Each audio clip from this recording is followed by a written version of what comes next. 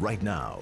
A standoff at an industrial park in J-Town sends one man to the hospital. Police say 39-year-old Scott Bozarth brought an assault rifle to his work. WLKY's Drew Douglas has more from the Bluegrass Industrial Park in J-Town.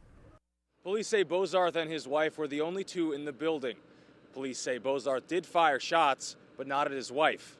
They hit him instead. She didn't know if he had taken his own life or was there to cause someone else harm. Jeffersontown police say Scott Bozarth's estranged wife called 911 after seeing Bozarth with an AR-15 rifle at their workplace, Kentucky Pump Supply. Police say they immediately turned their attention to keeping her safe. We kept her on the line. We had officers run over to the business. Upon our arrival, we were able to talk her out of the building. Once they got her out, police then began communications with Bozarth on the telephone. Police say he told them he had shot himself in the leg and was giving himself up.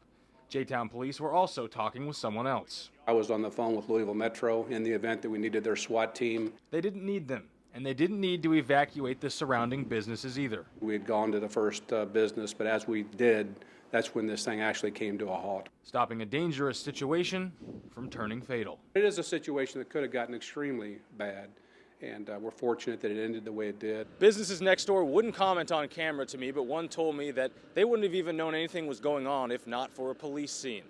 As for Bozarth, he's been charged with wanton endangerment, and police say his leg wound is non-life threatening. From the Bluegrass Industrial Park, Drew Douglas, WLKY News.